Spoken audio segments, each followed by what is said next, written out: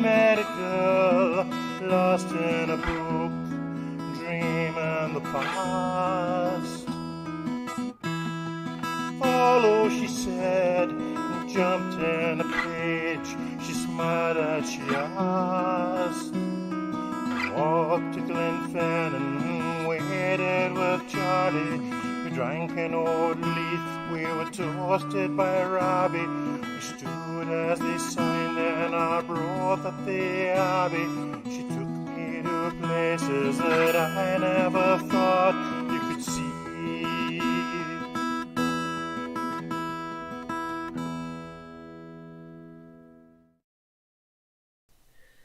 Hi, and welcome to the first of the Independence Live Random Scottish History videos. I felt like because it was February we could maybe discuss love and Scottish courtship and marriage traditions, some of the superstitions that are involved, etc. So we'll get into it. So there were numerous ways in which a girl might divine who her intended future husband was.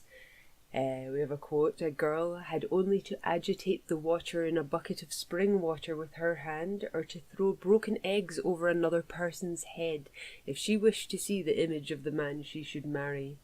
There were Halloween customs designed to see the face of your intended in buckets of water and in the fireplace and things too. Among the working classes, a proposal was made by the male arranging to meet his sweetheart in the local tavern or bar. The girl, his sweetheart, would know why she was being invited to the bar, so she would dress up to the nines, she would wear her best outfit, and they would have a kind of pantomime conversation along the lines of, "I'm going to speir whether you will tak me, Jenny." "Deed, Jock, I thought you might hae speired that lang syne." "They said that you would refuse me, lassie." "Then they're leers, Jock, and so you'll no refuse me, lassie." "I've telt you that twice o'er already, Jock." And both parties would then lick the thumb of their right hands and press them together while vowing fidelity to each other. And this act of pressing the moistened thumbs together was a real solemn contract. Breaking this contract amounted to perjury. It was real frowned upon. If you were to break your promise to your intended, that was a serious matter.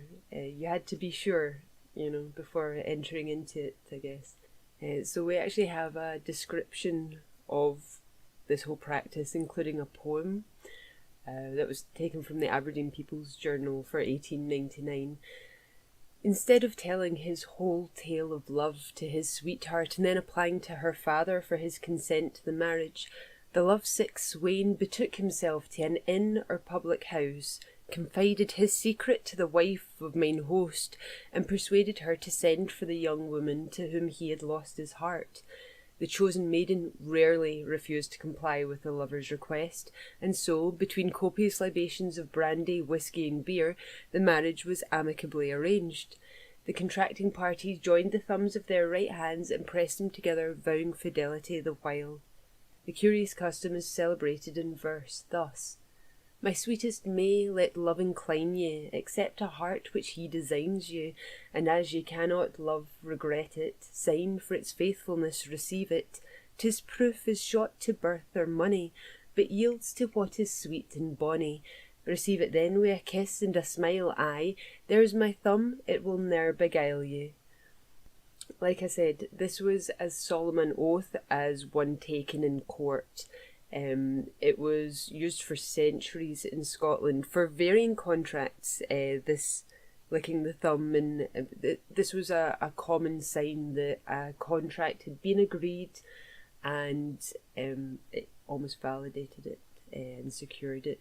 In later years, instead of the licking the thumb together, they would confirm their contract of marriage by heading to the nearest local stream. They would wash their hands, and then they would clasp hands over the running water. And this is apparently how Burns and his Highland Mary confirmed their betrothal. They did that over the Fale Stream of Coilsfield, apparently. So men tended to put off proposing to their sweethearts until they were sure that they had the sufficient means to pay for their new wife and future children, to give them a comfortable life. And there were actually certain occasions where the church authorities would prevent a marriage from taking place, purely just due to the fact that the male partner was in debt. So he would be told, sort out your circumstances and then come back and try again, kind of thing. Scottish Highlanders in particular took marriage very seriously. Illicit intercourse before marriage between the sexes was of rare occurrence and met with condign punishment in the public infamy which attended such breaches against chastity. So if you had sex before marriage, your reputation was out the window. The moment anyone heard about it, the moment anyone got wind of that circumstance, you were the gossip of the town. Your reputation was worth nothing, and your hopes of a good future partnership was really brought to naught, as they would say. This was the more remarkable as early marriages were discouraged, and the younger sons were not allowed to marry until they obtained sufficient means to keep a house and to rent a small farm, or were otherwise enabled to support a family. So there again we're being told that the man needs to be in a position to be able to marry, to be able to afford what comes with marriage, all the responsibilities that come with that. Prior to the wedding day itself in the Highlands, the marriage invitations were given by the bride and bridegroom in person for some weeks previous and included the respective friends of the betrothed parties living at a distance of many miles. So they would really go on quite the trek in order to make sure their invitations were delivered for their wedding. When the bride and bridegroom had completed their rounds, the custom was for the matrons of the invited families to return the visit within a few days, carrying along with them large presents of hams, beef, cheese, butter, malt, spirits, and such other articles as they inclined or thought necessary for the approaching feast. To such an extent was this practice carried in some instances in the quantity presented, that along with what the guests paid, as they commonly did, for their entertainment at the marriage and the gifts presented on the day after the marriage, the young couple obtained a pretty fair competence, which warded off the shafts of poverty and even made them comfortable in afterlife. So your wedding really set you up as well in some cases. So you would make sure that you were provisioned well enough, you had decent employment in order to propose marriage in the first place to your sweetheart. And then all your friends and relatives would donate varying items as well as money itself to the couples in order to get them off to a good start. Prior to getting married myself, I had no idea of any wedding traditions or superstitions. I'm not a superstitious person. I don't really hold any superstitions at all. But the girl who was planning my wedding, Gillian, she was just fantastic. She had very little time, almost nothing of a budget, and she really went all out for us. When I went on my hen night, I was told that it was a Glasgow custom. I was to bring a potty with me, a child's training toilet with me, for people to put money in return for a kiss from myself, the prospective bride. And I'd never heard of this, and I didn't have such a thing to hand, and I don't know that I knew very many people with new children at that point that would have one to borrow. So I think I just went out with a bag for life bag, and we did it that way. And yeah, walked away from my hen night with a couple £100, which was nice. But that was a custom that I had no idea about, and seems particular to Glasgow. But you guys can let me know if you've heard of that, or if maybe that occurs elsewhere in Scotland. Coming on to marriage itself, the legal age of marriage in Scotland is 16, so 2 years before you're legally able to drink. But that wasn't always the case. We have a quote here. The age of 12 in the case of females and 14 in that of males had thus been fixed as the period of capacity for marriage, an age which, to say the least, was rather ludicrous when one recollected that it corresponded with the age made compulsory for attendance at school. At such an early age, indeed at any age below that of majority, 21, neither one's physical nor intellectual development could be complete, yet in the case of marriage, the most important thing which any man or woman could possibly undertake, the law permitted minors who were not fully alive to the serious nature of their undertaking, or who in popular language didn't know their own minds, to marry without any restriction. So this seems to have been the case in Scotland up to the end of the 16th century-ish. But I don't believe it was something that was done often. Children getting married at a young age in history tended to be those of the upper classes, those who had a stake in uniting families, royalty, etc. But what you'll read when coming across those instances is that they may have been married at a very young age, but they didn't live together as a married couple until they were older. So while the marriage contract was fulfilled at a very young age, it wasn't as if these children were setting up home and doing as adults did. They were kept fairly separate until they were old enough to do that. So we have another quote regarding this. The first book of discipline required that persons purposing marriage be of a certain age, the man 14 years and the woman 12 years at the least. Rather an unnecessary stipulation, one would be inclined to think, had we not cases on record of kirk sessions being compelled to stay proceedings until this condition was fulfilled. A case of this kind arose in St Andrews in 1568, when the superintendent of Fife inhibited solemnisation of marriage until the man was 14 of age complete, he having confessed to be but 13 years of age at St Lawrence Day last bypast. Another requirement was, as we have seen, the consent of parents or curators. So what's called here as a curious custom prevailed in Scotland for long.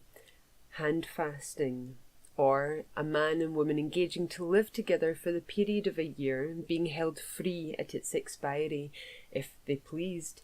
This custom prevailed among high and low and received its death blow at the Reformation.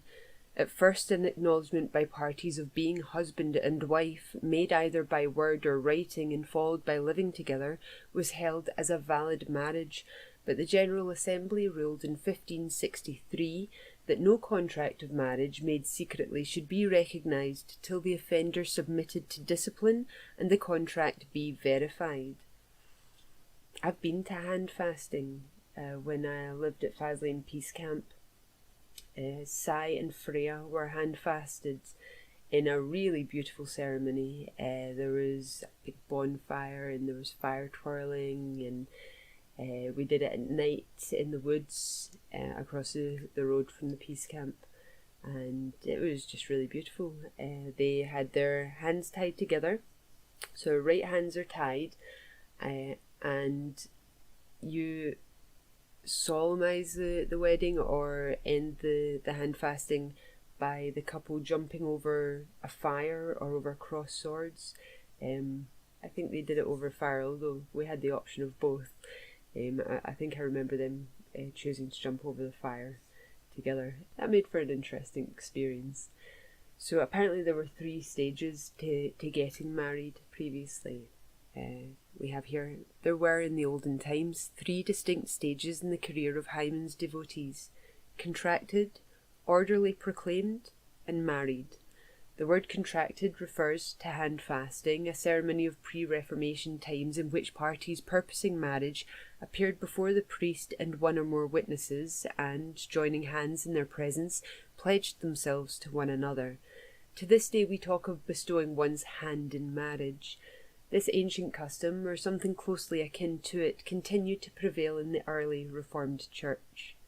In too many cases the mere betrothal was looked upon by the parties as an actual marriage, and in 1575, 15 years after the Reformation, the General Assembly evidently desired to put a stop to this evil. It was then declared that all that was necessary with a view to marriage was that parties should give in their names that their banns may be proclaimed. So that was announcing your intention to marry, so that others who might be against that union have time to come forward and plead their case against the union. The time of the event was a most important consideration, and then, as now, there was a common aversion to May weddings.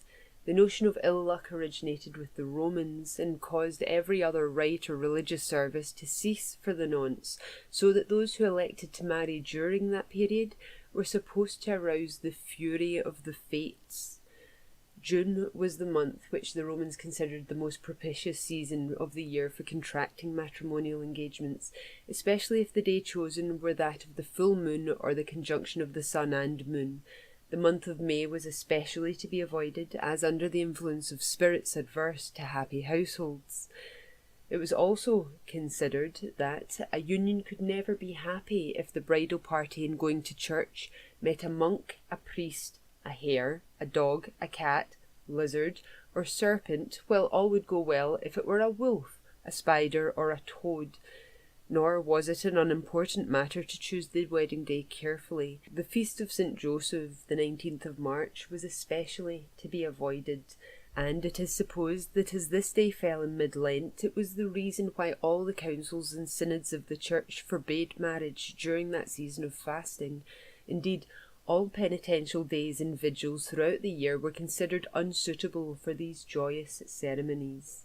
It was also the custom of the early church to hold the weddings on the Sunday itself, within the church after Mass had been held. In 1571 it was declared by the General Assembly that, banns being 3 several Sundays lawfully proclaim it, the marriage may be any day of the week solemnize it, the only requirement being that in sufficient number and witnesses be present. For long, however, the custom prevailed of marrying either on the Sunday or on the day on which the weekly sermon, an institution in vogue in those days, was held. It was not until towards the close of the 17th century that this latter custom began to be disregarded. Marriage in private, by which we mean in the house of one of the parties, so common throughout Scotland in the present day, seems to have crept in about the same time. A woman would also be given to her husband along with a tocher, which was a Scottish form of a dowry. This was obviously practiced more by families who could afford to do so, and it was felt like the woman would be less likely to have to accept whoever came along asking her hand in marriage if she had a tocher, because then she would have the leisure of allowing the husband to be worthy of her and her tocher, so if the woman came along with land and property, then the man would want to feel like he was in a position worthy of accepting that land and property. It was less likely that random chancers were going to come out the woodwork to try and obtain that. Clergymen could also refuse to marry a couple if they were unable to recite the Lord's Prayer, the Creed, and the Ten Commandments. So you would find that couples who were about to be married would suddenly become very religious. They would take to studying these three things in order to know them by rote. This did start to become a thing of the past towards the end of the 18th century. One extract from the St Andrews records bearing on this point may be of interest. It is of date 1597. William Brown and Marion Pride are contracted in marriage. William can not to rehearse the commandis.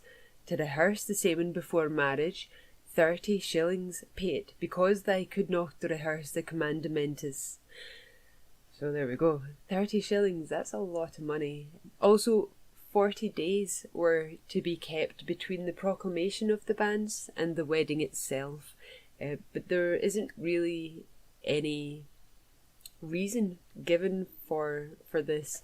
I think it mainly is to give varying other parties time to make their way to where the marriage will be held in order to make a protest against it, either because they're already contracted to be married to the person whose banns has been read, maybe someone is in breach of a promise or what have you, but I can only think that's the reason. So married parties in Rutherglen up until about 1850 would actually get married without a banns, and their custom seemed to have become getting married without the banns, going to the procurator fiscal or the authority who had jurisdiction over such things, giving them the 5 shillings for having gotten married without a banns having been proclaimed, and on getting the receipt for the 5 shillings, that was then taken as the confirmation of marriage. So and it was declared legal at that point. So yeah, Rutherglen was strange in that respect. The parties contracted. The next step was the proclamation of the banns, like we've discussed. Between the two stages, a considerable time occasionally elapsed, sometimes 6 or 7 years. The practice of crying out in one day is a thing of the end of last, or in many parishes of the beginning of this, the 19th century. But in olden times, the law of the Church explicitly required proclamation on 3 several Lord's days. This is what is implied in the term orderly proclamation. We heard that before, 3 several Sundays. Several in this instance just means individual, 3 individual Sundays. Though of comparatively rare occurrence in our day, it was no uncommon thing in the olden times for proclamations of marriage to be sisted or objected to, the objection generally resting on the plea that the consent of the parents had not been obtained, or that one of the parties had previously bestowed his or her affections on the complainer. This is the instance I speak of when someone has already been promised in marriage, then finds out that their betrothed is about to marry another, and they can be done for breach of promise, and they can halt that proposed marriage taking place. At least put a roadblock in the way of it. In Shetland, after the marriage day had been fixed, the parties are cried, as proclamation of banns is termed there, on the Sunday preceding the wedding. On Monday, the young couple go together to invite their friends to the marriage for the following Thursday, that being the invariable bridal day in Shetland. If well-to-do people, they mention the wedding was free, but if nothing was said beyond the invitations being given, then it was understood each young man was to bring a bottle of whisky with him to assist at the festivities. On the morning of the wedding in Scotland generally, the bride is attended by her bridesmaids or attendant, and her feet are washed. Previous to the auspicious day, the bride lived in a state of semi-seclusion and refrained from attendance at church until such time as she had changed her name. On the eve of the wedding, her presents, outfit and providing were conveyed to her new home under the direction of the best maid, who was careful to carry in first thing a quantity of salt and sprinkle it on the floor as a protection against an evil eye. The house set in order, she returned to the bride's parental abode, and along with a number of companies proceeded to wash the bride's feet. This act was considered a survival of an old Scandinavian rite, by means of which the bride was compelled to undergo a bath as a sort of religious purification. The bridegroom, too, had to undergo a similar ordeal at the hands of his friends. Again, up in Shetland, the guests assembled at the bride's home for breakfast, and that being concluded, the young woman proceeded to dress for the occasion. Most were dressed in dark stuff dresses, spotlessly white stockings and low shoes, but all, without exception, the bride included, wore white muslin caps trimmed with bows of narrow, bright ribbons. The taste of the various wearers was displayed in the making and trimming of these caps. They were made up on a stiff frame, not unlike the bonnet frames of our days. Some made them neatly and simply with bows of bright ribbon of one colour, and most becoming headdresses they were. Only one married couple were permitted to accompany the party to church. The married couple, as they are called, are generally old friends of the families about to be united, the bride choosing the married woman, the bridegroom the married man. This custom is probably one of great antiquity, as we find that as early as the 9th century it was customary for a bride to be accompanied by a matron called the brideswoman, and followed by maidens called her bridesmaids. The bridegroom's man was termed the forewostman or foremost man, whose duty it was to see all the arrangements carried out properly. In Shetland, the bride does not choose her bridesmaid from among her own friends, but must have the bridegroom's eldest unmarried sister, and the bridegroom must return the compliment by having for his best man her eldest unmarried brother. At a Shetland wedding there is always an equal number of lads and lasses. The only odd one is a man termed the gunner, who, with gun in hand, precedes the company, firing every few minutes, the men shouting when he fires. Church having been reached at noon, that being the invariable hour for church weddings there, the ceremony was proceeded with in the usual way, and very speedily the party emerged once more into the open air. The newly married pair headed the procession towards the bride's house, preceded as before by the gunner, and followed by the married couple, and the best man and best maid, the rest following in the same order as they came. In the Highlands, however, the joyous wedding morning was ushered in by the notes of the bagpipe. A party of pipers, followed by the bridegroom and a party of his friends, commenced at an early hour a round of morning calls to remind the guests of their engagements. These hastened to join the party, and before the circuit, which sometimes occupied several hours, had ended, some hundreds, perhaps, had joined the wedding standard before they reached the bridegroom's house. The bride made a similar round among her friends. Separate dinners were provided, the bridegroom giving a dinner to his friends and the bride to hers. The marriage ceremony was seldom performed till after dinner. The clergyman sometimes attended, but the parties preferred waiting on him, as the appearance of a large procession to his house gave additional importance and éclat to the ceremony of the day, which was further heightened by a constant firing by the young men, who supplied themselves with guns and pistols, and which firing was responded to by every hamlet as the party passed along, so that with streamers flying, pipers playing, the constant firing from all sides, and the shouts of the young men, the whole had the appearance of a military army passing, with all the noise of warfare through a hostile country. I quite like that as a way of starting your wedding day. That seems like it bodes well for a good party afterwards. So it's actually always been the way of things that the bride would wear white to her wedding. From the earliest times in Scotland, that was the way of it. 3 ornaments were worn by her on her way to the altar. These were the ring on her finger, the brooch on her breast, and the garland on her head. The first being typical of the endlessness of matrimonial love, the brooch signifying maidenly innocence, while the garland was the reward accorded to her for having successfully resisted the temptations to evil that had beset her course from childhood to matrimony. No widow on her remarriage might wear a garland, nor could any bride whose reputation had suffered from her own lightness of conduct.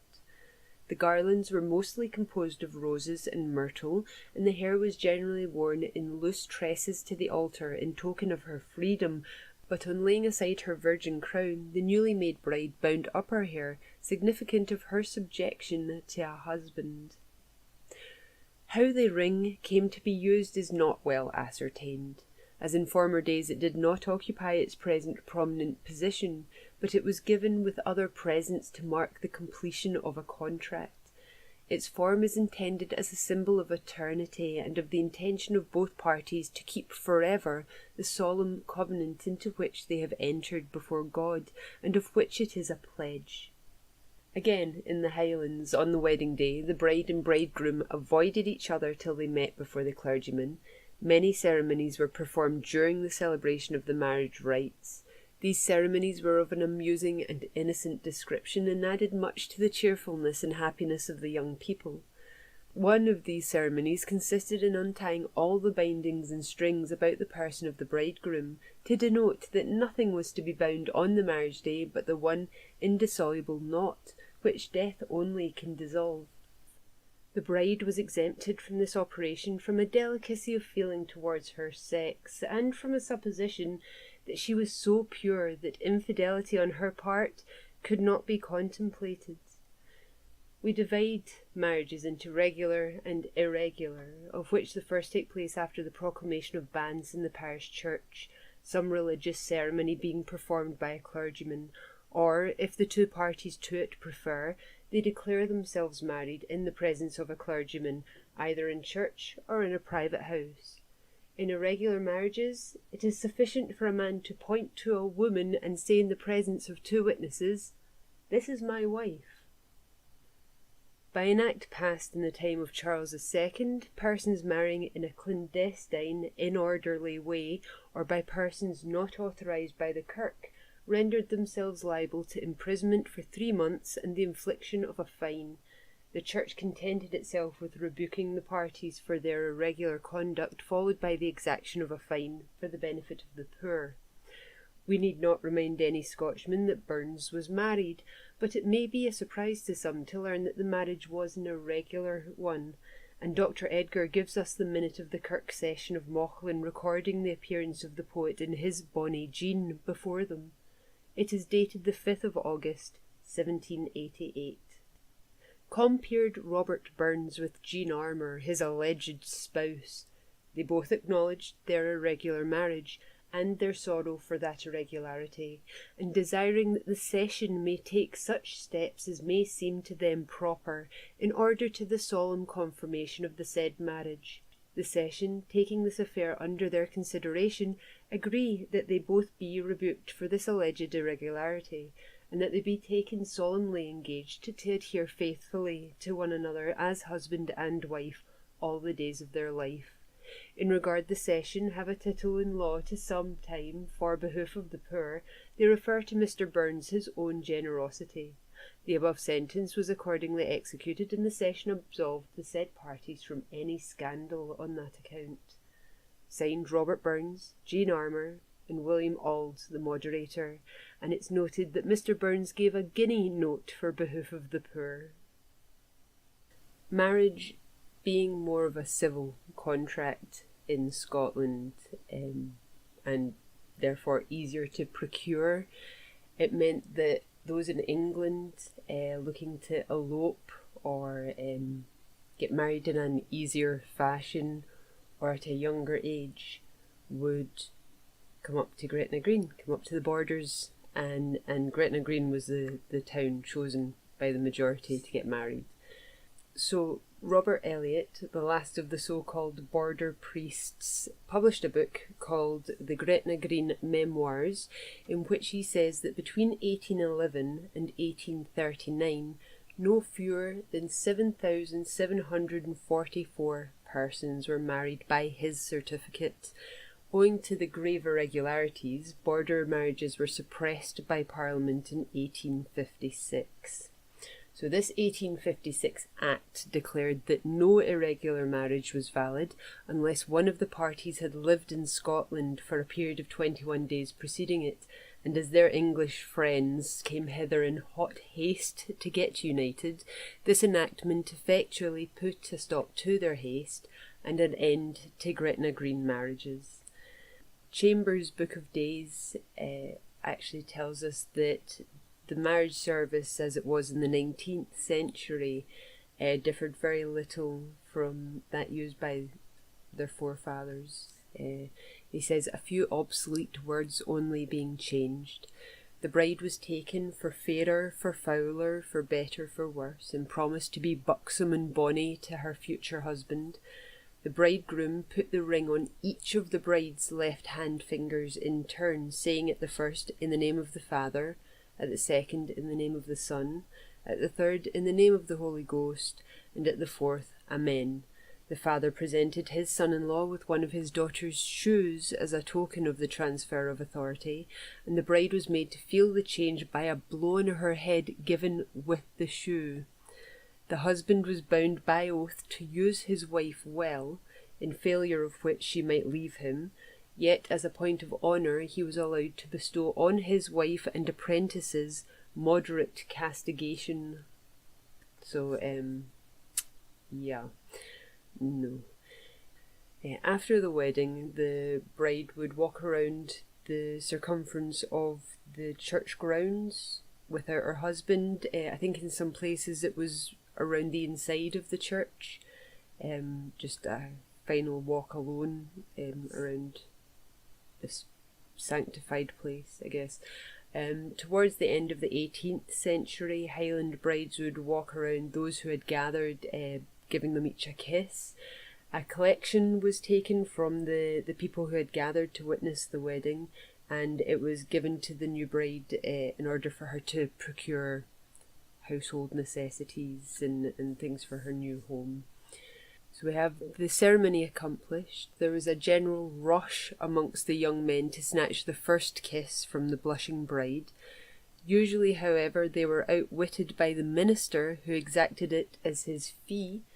On the return journey, a keenly contested race known as running the brews or braes or brew was started by the young men. He who first arrived at the young couple's house was presented with a bottle of whisky and a glass, and thus armed, he returned to meet the party and distribute his prize. The winning of the race was esteemed a great honour, and farmers' sons, eager for the coveted distinction, would even borrow racing horses for the occasion. In some parts of the country, the bride was lifted over the threshold or first step for fear of witchcraft or an ill eye being cast on her. So that's where that superstition comes from, of carrying your new bride over the threshold. The wedding feast was held in the nave of the church, sometimes where the ceremony had been performed. Thereafter, the wedding procession would accompany the couple to their new marital home, where they'd maybe make toasts and have the speeches and a wee bit of a party.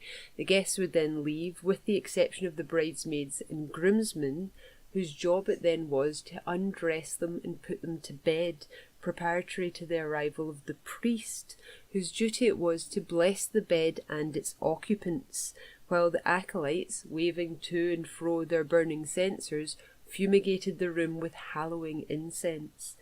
These ceremonies being completed, the happy couple were left to their own reflections and the enjoyment of each other's society. That seems strange to me, but it was the way of things. So on entering her new home, I guess after having been carried over the threshold, the new bride would have something called an infar cake, a kind of shortbread broken over her head.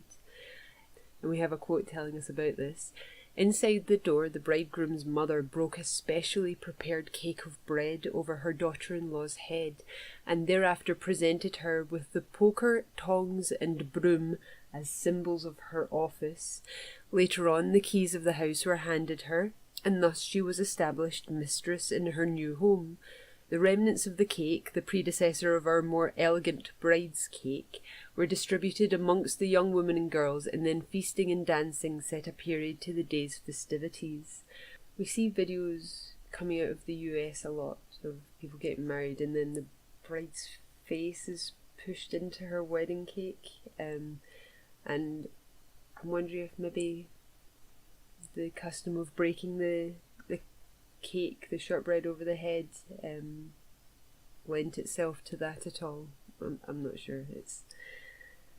I think it would have been sad to have had my face pushed into my wedding cake, but it was a particularly good wedding cake. So in Shetland, the same kind of custom was observed, with a wee bit more of a party ensuing.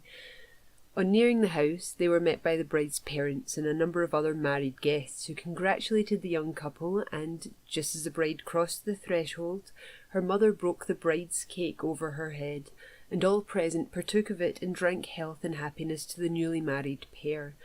Dinner of a most substantial kind followed, consisting of broth, mutton, geese, fowls all boiled, with plates of bread and butter all dotted over the table, whisky going its round between courses. After ample justice had been done to this meal, all proceeded to an adjoining barn, where the squeak of a fiddle preparing for work was heard, and there dancing was carried on vigorously, old and young alike joining in the pastime. The intricate-looking Shetland reel, which is danced by 3 couples, was the only dance, set after set occupying the floor in rapid succession. After some hours had been spent in this way, tea was partaken of, after which dancing was resumed and kept up till supper was served about 12 o'clock. This meal was a repetition of dinner, excepting that broth was not presented again, but the hard exercise they had been engaged in had made all quite ready to enjoy a very substantial repast. Though whisky again made its rounds as at dinner, it was taken in such moderation that none were the worse of it, and indeed it was and is a rare sight to see any tipsy on such occasions. After supper, dancing was kept up till between 3 and 4 o'clock, when all being worn out and the night dark and stormy, the floor of the barn where the dancing had been carried on was strewn with straw, and the whole company, with the exception of the newly married couple, who had retired some time previously, lay down and were speedily in the land of dreams. Often, however, in those days, they were kept up all Friday and Saturday, and on Sunday, as many of the guests lived in the neighbourhood, accompanied the young couple to church to be kirkened, as it is termed there. This fashion of wedding guests formed a procession on Kirkening Sunday, and going to church with the newly married pair, though obsolete here, is still kept up in some of the islands. The festivities of the wedding day in the Scottish Highlands was generally prolonged to a late hour, and during the whole day the fiddlers and pipers never ceased, except at short intervals, to make sweet music. The fiddlers performed in the house, the pipers in the field, so that the company alternately enjoyed the pleasure of dancing within and without the house, as inclined, provided the weather permitted. We're told by General Stewart that playing the bagpipes within doors is a Lowland and English custom. In the Highlands, the piper is always in the open air, and when people wish to dance to his music, it is on the green, if the weather permits. Nothing but necessity makes them attempt a pipe dance in the house. The bagpipe was a field instrument intended to call the clans to arms and animate them in battle, and was no more intended for a house than a round of 6-pounders. By 6-pounders I assume he means canonry. A curious custom in connection with marriage prevailed at one time in Scotland, and, from the manner in which it was carried out, was called Crailing the Bridegroom. The mode of procedure in the village of Galashiels was as follows. Early in the day after the marriage, those interested in the proceeding assembled at the house of the newly wedded couple, bringing with them a creel or basket, which they filled with stones. The young husband, on being brought to the door, had the creel firmly fixed upon his back, and with it in this position had to run the round of the town, or at least the chief portion of it, followed by a number of men to see that he did not drop his burden, the only condition on which he was allowed to do so being that his wife should come after him and kiss him. As relief depended altogether upon the wife, it would sometimes happen that the husband did not need to run more than a few yards, but when she was more than ordinarily bashful, or wished to have a little sport at the expense of her lord and master, which it may be supposed would not unfrequently be the case, he had to carry his load a considerable distance. This custom was very strictly enforced, for the person who was last creeled had charge of the ceremony, and he was naturally anxious that no one should escape. The practice, as far as Galashiels was concerned, came to an end about 60 years ago, about 1825-ish, in the person of one Robert Young, who, on the ostensible plea of a sore back, lay abed all the day after his marriage and obstinately refused to get up and be creeled. He had been twice married before, and no doubt felt that he had had enough of creeling. So that is an interesting custom that we should definitely bring back. I'm on board with that one. So the bride herself, she would have a slight change in clothing post-marriage. The snood was the badge of virginity, and that was discarded by the bride on the evening of her wedding day, and the following morning some of her married neighbours entered the house and crowned her head with the kirch or close cap in token of her wedded state. One of the new wife's first household jobs was, surprisingly, to prepare for her and her family's deaths. Getting married would be followed sometimes fairly shortly after by pregnancy and childbirth, and women were under no illusions at this point. Their lives were in danger every time they gave birth to a child, and they were fairly pragmatic about it, and preparations were made. Wills would be written by women who were confined or in confinement, as it was called, in the few days leading up to the birth of the child. We have a quote regarding this. The first duty which devolved on an ident bride was the spinning of linen anent the day of her death.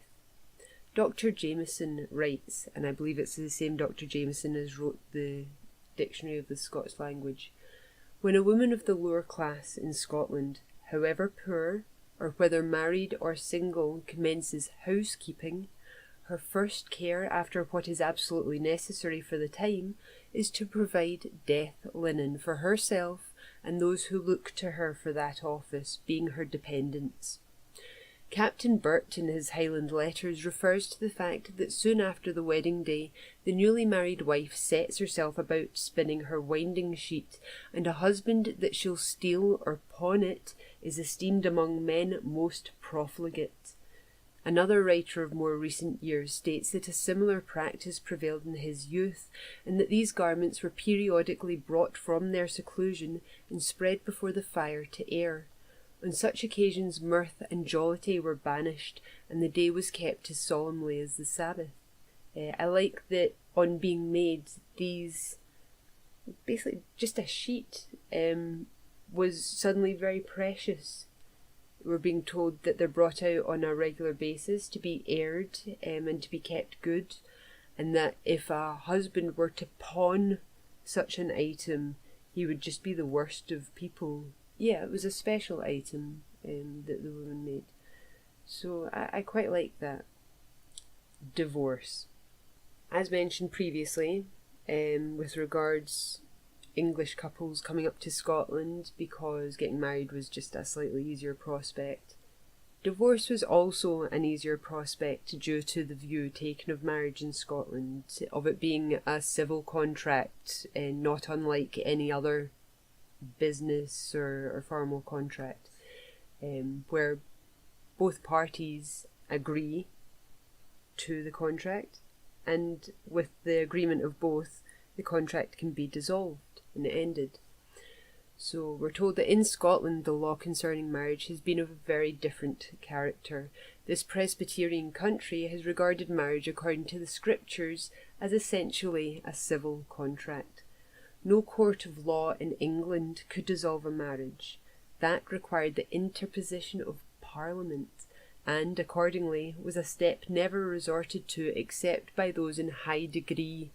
The law of England viewed marriage as a contract too solemn to be dissolved. high degree. The law of England viewed marriage as a contract too solemn to be dissolved by any court of the realm. It was also an expensive process to go through, which is probably what they mean by only those in high degree could obtain a divorce. We're also told that with us, Scots, marriage is not only an entirely civil contract, but may be entered into with the same freedom as any other contract which requires nothing but mutual consent, and by the same standard it can be ended by that mutual consent. Under the Married Women's Property Act of 1881, it was shown that the right by which the husband formerly acquired through his marriage the personal property of his wife, this had been abolished altogether, and such property vested in the wife herself. Marriage was also dissolved in two ways, by death and divorce, that the latter was only granted on two grounds: adultery and wilful desertion for 4 years, and that the effect thereof was to leave the parties at liberty to marry again. In the Scottish Highlands, divorce was not commonly resorted to. No people were more attached to the fulfilment of all the domestic duties and the sacred obligation of the marriage vow than the Highlanders. A violation thereof was, of course, of unfrequent occurrence, and among the common people a separation was almost unknown. Rarely, indeed, did a husband attempt to get rid of his wife, however disagreeable she might be. He would have considered his children dishonoured if he had driven their mother from the protection of his roof. The punishment inflicted by the ecclesiastical authority for an infringement of the marriage vow was that the guilty person, whether male or female, was made to stand in a barrel of cold water at the church door, after which the delinquent, clad in a wet canvas shirt, was made to stand before the congregation, and at close of service the minister explained the nature of the offence. So that was a real public shaming you got there in the Highlands. It was taken very seriously, the whole institution of marriage, as we've seen. A couple of years ago, I made up a Pride in Scottish History post, which tried to glean as much information about homosexual relationships, same-sex relationships throughout history, how it was perceived, how it was punished, etc. And I actually found very few instances from Scotland. I'll leave a link below to it. But same-sex relationships were legalised in Section 80 of the Criminal Justice for Scotland Act in 1980, to be enacted from the 1st of February 1981. And after the millennium, a whole slew of rights and amendments were enacted to protect those in the LGBTQ+ community. In 2004, we had the Gender Recognition Act. In 2005, civil partnerships were made available. 2009, adoption and parental rights were given. 2010, protection from discrimination was enacted. 2014, same-sex marriages were made available. In 2018, the age was reduced to 16 for the ability to have an X sex descriptor on ID documents and for transition. And in June of 2018, the Scottish Parliament passed the Historical Sexual Offences Act of 2018, pardoning those who had formerly been legislated against for loving who they loved. So that all looks very positive for Scotland in terms of legislation around sex and love and marriage.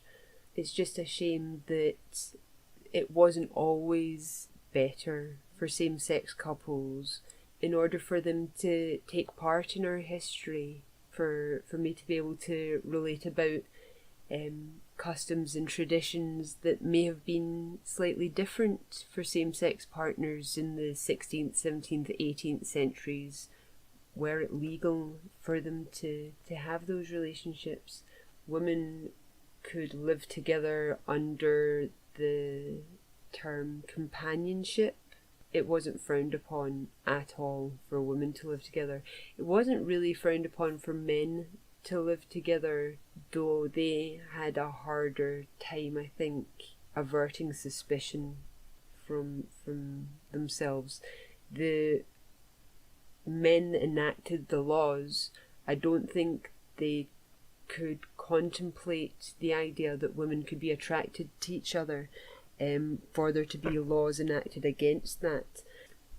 But certainly sodomy was the law that was used to target men who loved each other. So I thought I would end with a song I found in the Edinburgh Evening News of 1899, and it's on the theme of how very easy it was apparently to find yourself married in Scotland if you weren't privy to the ways of the Scots, I guess. It's a song warning tourists of how to avoid getting married in Scotland should you not wish to do so. I don't know the tune to which it went, and I don't know that I would attempt to sing it if I did. So I shall read it like a poem.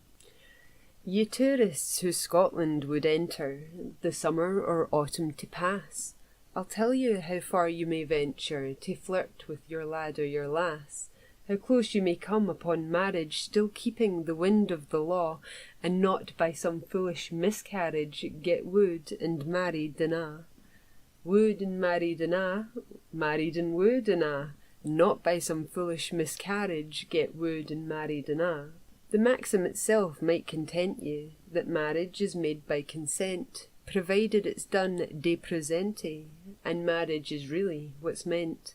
Suppose that young Jockey or Jenny say, we two are husband and wife. The witnesses needn't be many, they're instantly buckled for life. Wooed and married and married and wooed and it isn't with us a hard thing to get wooed and married and Suppose the man only has spoken, the woman just giving a nod. They're spliced by that very same token till one of them's under the sod. Though words would be bolder and blunter, the want of them isn't a flaw, for nutus ignisque loquuntur is good consistorial law. Wooed and married and wooed and a wink is as good as a word to get wooed and married and If people are drunk or delirious, the marriage of course will be bad, or if they're not sober and serious, but acting a play or charade, it's bad if it's only a cover for cloaking a scandal or sin, and talking a landlady over to let the folks lodge in her inn.